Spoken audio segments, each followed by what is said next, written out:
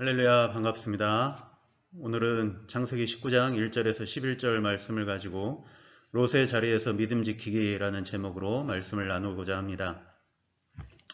아브라함이 고향을 떠날 때 아브라함은 그 조카 롯도 함께 데리고 고향을 떠났습니다. 그리고 함께 고향을 떠난 지 20년이 훌쩍 넘는 세월을 그들은 함께 동행했습니다. 그러다가 창세기 13장에 와서 드디어 이 두 사람은 헤어지게 됩니다. 갈 길을 가게 됩니다. 이때 롯은 어디를 택했냐 하면 소돔 땅을 택해서 그쪽으로 자기 갈 길을 가게 됩니다. 소돔에 들어온 롯은 그 소돔의 생활을 보니 이제까지 자기의 살아왔던 것과는 너무나 다른 삶이었습니다.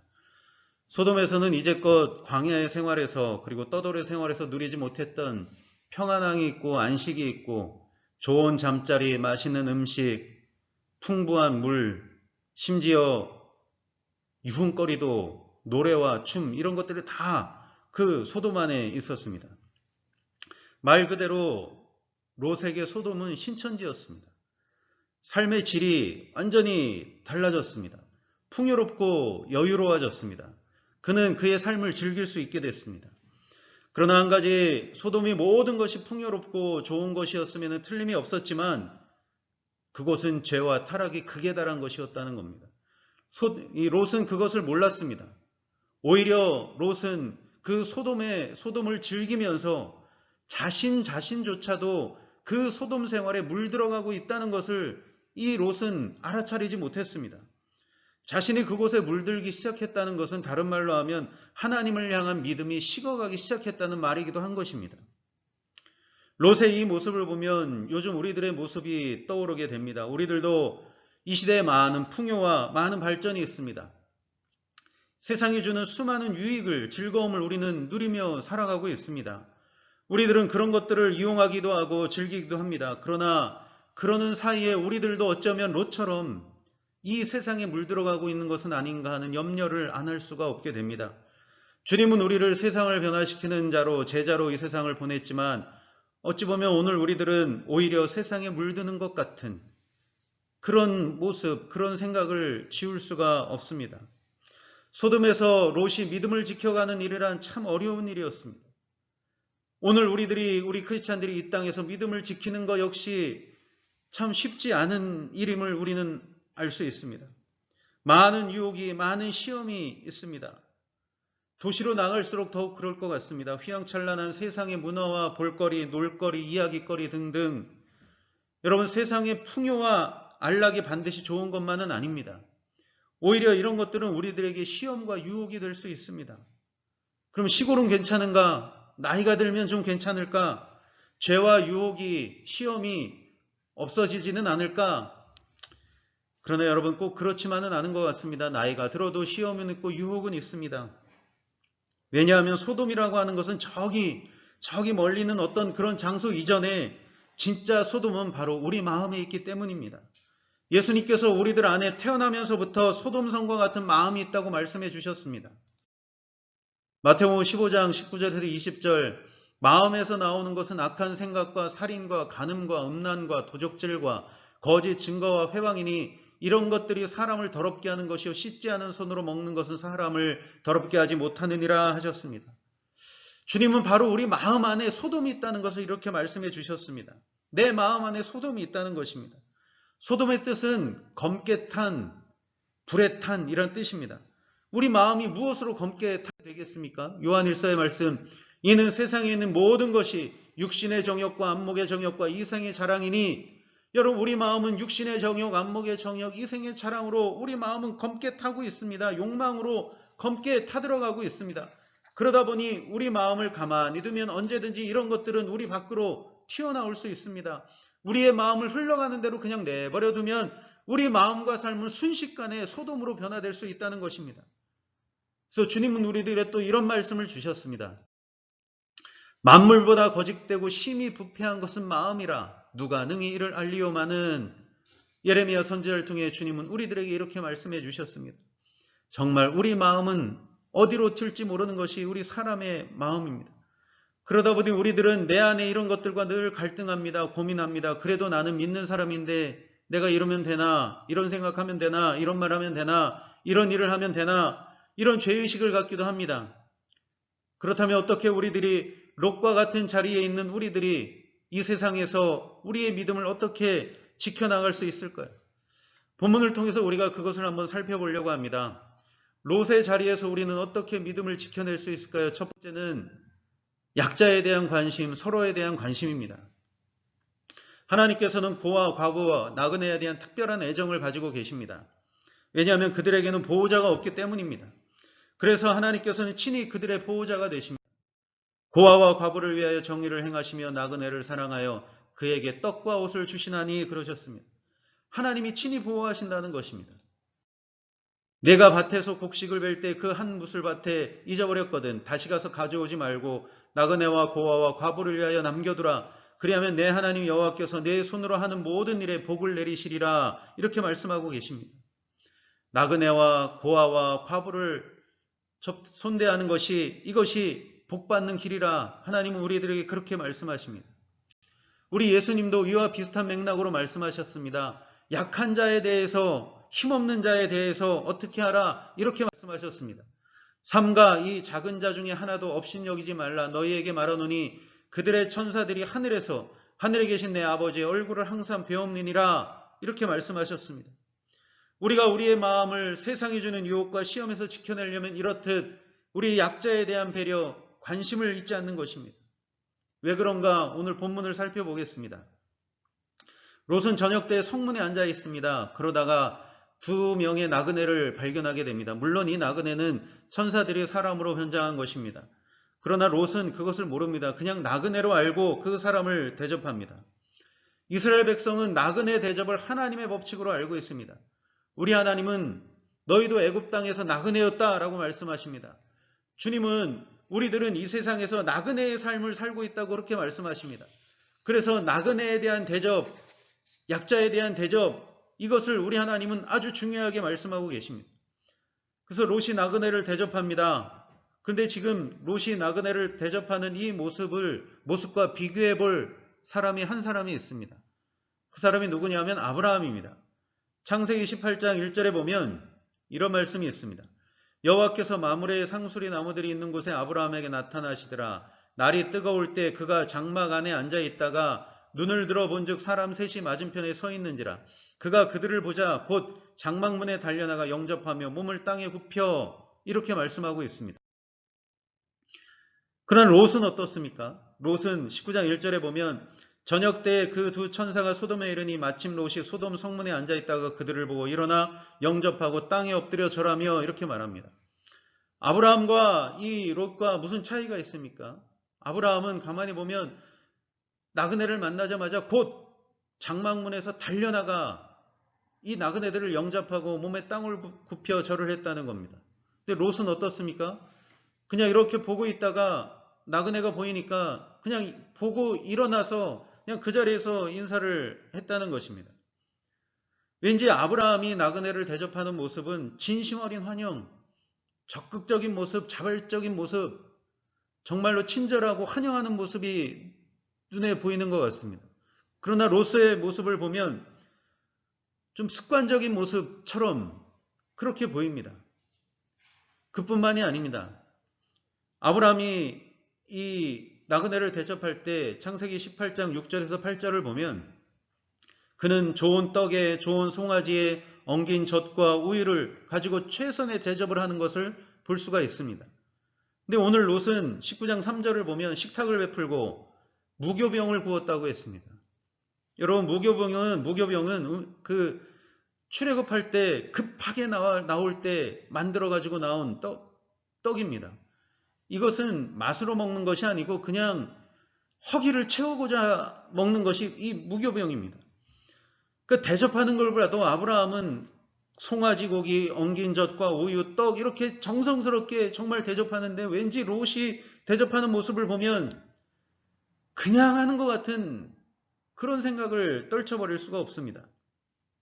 이것이 뭘 말하는 것이겠습니까? 롯은 소돔성에 살면서 어느덧 처음에 그런 순수한 열정적인 그런 모습이 식어져 갔다는 것입니다. 그에게 남아있는 것은 어떤 예전에 했던 그 모습, 그 습관적인 그런 아주 형식적으로 하는 그런 모습이 남아 있었다는 것입니다. 그런데 여러분, 그럼에도 불구하고 이 롯이 형식적으로 하는 이런 모습 속에 주님은 아직까지 롯에게는 작은 경건성이 남아있다고 주님은 그렇게 생각하시는 것이었습니다. 이런 나그네에 대한 이런 대접을 주님께서는 받으시고 롯에게 어떻게 하셨습니까? 롯을 구원시켜 주셨습니다. 멸망의 구덩이인 소돔에서 건짐받도록 해주셨습니다. 여러분, 오늘날 우리들 역시 풍요로운 때 혼탁한 이 세상에서 우리들의 믿음을 지키려면 하나님께서 나그네된 우리들을 돌보신 것처럼 서로에 대한, 특히 힘들고 어려운 우리 이웃들에 대한, 우리 믿음의 식구들에 대한 이런 돌봄과 배려가, 이런 것들이 우리의 믿음을 잡아줄 수 있다는 것입니다. 믿음은 하나님을 만나는 나의 씨름과 동시에 함께 쌓아가는 것입니다. 나만 한다고 내 믿음이 자라나는 것이 아닙니다. 나와, 그리고 내 가족, 나와 함께 있는 사람들, 나와 같이 사는 사람들, 이런 사람들을 향해 나의 마음을 쏟는 것이 마치 주님께서 우리들을 향하여 십자가에서 흘려주신 보혈의 은혜처럼 그렇게 이웃들을 향해 흘러갈 때 우리의 믿음은 우리 안에서 굳게 자리를 잡을 수 있게 된다는 것입니다. 더군다나 주님은 최후의 심판 때 상이 있으리라고 하셨습니다. 근데 그 상의 그 조건이 무엇이냐, 이것이었습니다. 내가 줄일 때 너희가 먹을 것을 주었고, 목마를 때 마시게 하였고, 나그네 되었을 때 영접하였고, 그렇게 말씀하십니다. 여러분, 내가 줄인 자, 목마른 자, 나그네 된 자 다 약자들입니다. 근데 이들에게 행한 것이 곧 내가 주님에게 한 것이 된다는 것입니다. 그래서 약자들에게 행한 것이 누구냐? 우리 이웃에게 베푼 것이 누구를 향해 한 것이냐? 바로 주님에게 한 것이 된다는 것입니다. 그래서 우리들은 주님이 받으시는 것이기에 우리들은 그것을, 약자들에 대한, 우리 이웃에 대한 돌봄을 해야 된다는 것입니다. 여러분, 오늘날 약자도 많습니다. 절대적인 약자들도 많습니다. 또 한편으로 오늘날 약자가 누구겠습니까? 바로 우리들입니다. 오늘날 강자가 누구겠습니까? 바로 우리들입니다. 우리는 때로 약할 때가 있고 때로는 강할 때가 있습니다. 나에게 무슨 일이 생기면 그때 우리는 약자가 됩니다. 내가 힘들고 어려우면 그때 우리는 약해질 수밖에 없습니다. 그리고 꼭 약자여서가 아니라 평상시에 우리는 서로를 돌아봐야 됩니다. 누구나 다 약자가 될 때가 있고 누구나 다 강자가 될 때가 있습니다. 서로 돌아보는 것입니다. 여러분, 코로나19로 사회적 거리두기 때문에 우리 서로 만나지 못합니다. 이럴 때 서로 전화하고 안부를 물어보고 또 서로를 향한 중보기도를 하면서 우리는 서로를 돌아보기를 바랍니다. 서로 안부를 묻고 중보기도 하며 그 기도가, 그 안부가, 그 관심과 배려가 그들을 위한 것이기도 하지만 바로 나를 위한 것이기도 되는 것입니다. 기도하면서 같이 하고 나를 위해 기도하고 함께 기도하고 그러면서 우리의 믿음은 함께 성장해 가는 것입니다. 주님이 말씀하셨습니다. 각각 자기 일을 돌볼 뿐더러 또한 각각 다른 사람들의 일을 돌아보아 나의 기쁨을 충만하게 하라, 이렇게 말씀하셨습니다. 먼저 자기 일을 돌보고 나의 믿음을 돌아보고 그리고 다른 사람들의 일을, 상황을 돌아보고 나의 기쁨, 주님의 기쁨을 충만하게 하라고 말씀하십니다. 이것이, 서로 돌아보는 것이 하나님을 기쁘시게 한다는 것입니다. 우리가 이렇게 서로에 대한 돌봄과 배려가 실천될 때 우리는 우리의 믿음을 깨어있게 할 수 있는 것입니다. 두 번째로, 이렇게 풍요와 연락이 있는, 그리고 유혹과 시험이 있는 이런 롯의 자리에서 우리들은 어떻게 믿음을 지킬 수 있을까요? 바로 두 번째는 환경 만들기입니다. 소돔은 타락의 대표적인 도시로 우리가 알고 있습니다. 그렇다면 롯의 마음이, 롯의 믿음이 정말 소돔 사람들로 인해서 영향을 받았는가, 그 증거가 있는가, 그걸 한번 살펴보려고 합니다. 본문 4절 5절을 보면 롯을 찾아온 이 천사들을 나그네죠. 나그네들을 어린아이와 어른 상관없이 남자들이 몰려와서 내놓으라고 우리가 상관하겠다고 말하고 있습니다. 이게 무슨 말입니까? 이것은 관계를 맺겠다는 것입니다. 이런 마을 사람들에 대해서 롯이 어떻게 대처하느냐? 7절에 보니까 이런 악을 행하지 말라라고 말합니다. 이런 악이 뭡니까? 동성입니다. 동성에 대한 악을 행하지 말라. 이건 죄다. 이건 악이다. 이렇게 말합니다. 그리고 그 다음 8절에서 롯이 뭐라고 말하냐 하면 나에게는 결혼하지 않은 두 딸이 있다는 겁니다. 그런데 이 두 딸은 남자를 알지 못하는 이 두 딸은 14절에 보면은 결혼할 사람이 있습니다. 그런데도 불구하고 롯은 자기 두 딸을 내줄 테니까 이 두 딸은 마음대로 하라는 것입니다. 여러분, 두 딸을 범하는 것은 죄가 아닙니까? 이것은 악이 아닙니까? 동성애만 죄고 이 두 딸을 범하는 것은 죄가 아닙니까? 롯의 가치관이 이상합니다. 나아가서 소알성으로 피난을 가서 소돔성에서 구원받아서 소알성으로 피난을 갔는데 이 두 딸이 아버지를 향한 그 행위가 아주 그렇습니다. 31절 이하에 보면 이 두 딸이 아버지를 남자로 보고 이 두 딸이 아버지에게 술을 먹여서 대를 잇자 이렇게 말들 합니다. 그런데 이 계획을 세우는 두 딸의 모습을 보면 전혀 머뭇거리거나 고민하는 흔적이 없습니다. 아주 이 두 딸의 행동은 너무나 자연스럽고 너무나 당연한 것처럼 그렇게 행동하고 있습니다.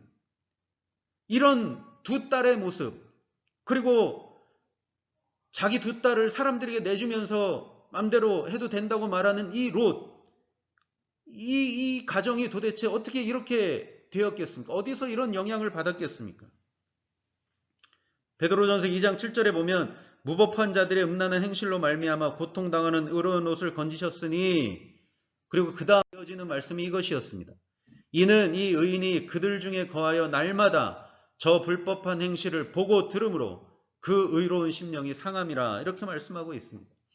롯과 두 딸이 어떻게 이런 생각과 이런 행동을 거침없이 할 수 있게 됐느냐 하면 소돔성 그들 중에 거하며 날마다 보고 들은 것이 그런 불법한 행실을 보고 들었더니 어느덧 롯과 그 딸도 그렇게 물들게 되었다는 것입니다. 여러분, 아이든 어른이든 보고 듣는 것은 굉장히 중요합니다. 아무래도 영향을 받게 되어 있습니다. 가만히 생각해 보면 우리 주변에 영향받는 것들이 많습니다. 환경에 영향을 받는 것이 아주 많습니다. 예를 들면 농사 짓는 것도 그렇습니다. 풍년이 되려면 벼가 잘 자랄 수 있는 환경을 만들어 줘야 됩니다. 비료도 제때 줘야 되고 비도 제때 와줘야 되고, 이런 물도 안 주고 비료도 안 주고 그러면 벼가 있겠습니까? 가축을 키우는 것도 그렇습니다. 벌을 꿀 양봉하는 것도 그렇습니다. 다 그렇습니다. 그것들이 잘 자랄 수 있는 환경을 만들어줘야 됩니다. 우리 아이들 공부하는 것도 마찬가지입니다. 벽지 색깔을 밝은 것으로 해라. 방의 밝기를 밝게 해라. 이런 모든 것들은 환경을 조성해 주는 것입니다. 이런 것은 우리 신앙 공동체에도 절대적으로 필요한 일입니다. 내가 최고의 기도를 할 수 있는 환경, 내가 최선의 묵상을 할 수 있는 환경, 내가 깊이 있게 생각할 수 있는 환경을 만들어가는 것, 이거 아주 중요한 일입니다. 지난주에 영적 자가격리를 말씀드렸습니다. 그것을 할 수 있는 환경을 만들어가는 것, 이것이 얼마나 중요한지 모릅니다. 롯은 이 환경의 영향을 뛰어넘지를 못했습니다. 그래서 그는 구원은 받았지만 모든 걸 잃어버렸습니다. 정말 롯은 구원만 받았습니다. 롯은 소돔에서 나왔어야 되고 환경에서 벗어났어야 됐습니다. 환경을 잘 만들어 가야 되는데 롯은 그렇게 하지를 못했습니다. 여러분, 오늘날 우리들 환경을 만들어야 합니다. 그리고 환경을 거부해야 합니다. 나에게 좋은 영향을 주는 환경을 만들고 나에게 악영향을 주는 환경은 우리는 거부해야 됩니다. 우리의 믿음을 위해서, 우리의 구원을 위해서 환경을 분별 있게 선택해야 됩니다. 우리는 이제 그 소돔 같은, 또 앞으로 소돔처럼 되어가는 이 시대의 흐름에서 롯의 자리에서 우리들의 믿음을 지켜내는 것에 대해 말씀을 나눴습니다. 그러나 여러분, 이렇게 소돔과 롯을 말할 때 빠질 수 없는 것이 하나 있습니다. 가장 중요한 것이 하나 있습니다. 그게 뭐냐? 하나님의 구원의 은혜입니다. 롯은 영적인 문제들이 많이 있었음에도 불구하고 하나님은 롯을 의로운 자라고 칭해 주셨습니다. 그리고 그 믿음이 식어가는 그 롯을 구원하시기 위해서 우리 하나님이 얼마나 애를 쓰시는지 16절에 보면, 그러나 롯이 지체함에 그 사람들이 롯의 손과 그의 아내의 손과 두 딸의 손을 잡아 인도하여 성 밖에 두니 여호와께서 그에게 자비를 더하심이었더라 라고 기록하고 있습니다. 두 천사들이 손을 잡아서 이끌어냈다는 겁니다. 그를 구원하기 위해서. 하나님의 은혜입니다. 하나님께서는 롯과 가족들을 그렇게 구원하려고 하셨습니다. 왜 그러셨습니까? 바로 이 말씀입니다. 죄가 너희를 주장하지 못하리니 이는 너희가 법 아래에 있지 아니하고 은혜 아래에 있음이라. 바로 이것 때문입니다. 하나님은 우리들을 은혜로 대하십니다. 롯이 구원받는 것은 롯의 행실 때문이 아니라 롯을 긍휼히 여기시는 하나님의 은혜 때문이었다는 것입니다. 하나님은 오늘 우리들을 은혜로 대하고 계십니다. 하나님은 오늘 우리들을 은혜로 만나주고 계십니다. 10살 된 소년이 있었습니다. 이 소년은 태어나면서부터 바다를 한 번도 본 적이 없습니다. 10살이 되어서 어느 날 삼촌네 집에 놀러 갔습니다. 그런데 거기는 바다가 있는 것입니다. 그 광활한 바다를 이 소년은 태어나서 처음 본 것입니다. 그 바다를 보는 순간 이 10살 된 소년은 넋을 잃고 맙니다. 세상에 저런 것이 있었구나. 그런데 이 아이를 가장 감동시켰던 것은 뭐냐 하면 끊임없이 밀려오는 파도였습니다. 그 넘실대는 파도였습니다. 소년은 그 파도를 보고 생각했습니다. 도대체 저 많은 물이 어디서부터 오는지 계속해서 밀려오는 것이 너무나 신기했습니다. 그래서 삼촌에게 물어봅니다. 삼촌, 파도가 또 밀려와요. 어떻게 저런 많은 물이 계속 밀려오지요? 삼촌이 대답합니다. 우리가 오늘 밤에 다시 와도 파도는 계속 밀려올 거야. 이 소년은 설마 삼촌 거짓말하지 마세요. 어떻게 그렇게 물이 많을 수 있어요? 삼촌이 또 대답합니다. 이 파도는 1000년 전에도 이렇게 똑같이 있었어. 그리고 더 놀라운 것은 우리가 다 죽고 난 1000년 후에도 이 파도는 계속 밀려올 거야. 이 아이는 너무 기가 막히고 신기했습니다. 이 아이는 밀려오는 파도가 보면 볼수록 신기했습니다. 그래서 이 아이는 온몸에 모래를 잔뜩 묻히고 파도에 뛰어들어갔습니다. 그 순간 밀려오는 파도가 온몸에 묻은 모래투성이를 이 아이의 몸에서 싹 씻겨주었습니다. 이 소녀는 다시 모래사장으로 가서 더 많은 모래를 묻히고 파도에 뛰어듭니다. 여전히 파도는 그 아이의 몸에 묻은 모래를 다 씻어주었습니다. 몇 번을 뛰어들어도 파도는 뛰어드는 대로 그것이 100번이든 1000번이 됐든 다 씻어주었던 것입니다. 소녀는 그 파도가 너무 신기해서 하루 종일 그렇게 놀았습니다. 이 아이가 커서 목사가 되었습니다. 어느 날 설교를 하던 중 자기가 10살 때 경험했던 이 이야기를 성도들에게 해줍니다. 그리고 마지막에 이렇게 성도들에게 말해줍니다. 하나님의 은혜는 이와 같아서 우리가 1000번을 넘어져도 우리를 향해 다시 밀려옵니다. 라고 하나님의 은혜를 이렇게 말했습니다. 그렇습니다. 여러분, 이 목사님의 말대로 지금도 우리에게는 하나님의 은혜의 파도가 계속해서 밀려오고 있습니다. 앞으로도 영원히 그럴 것입니다.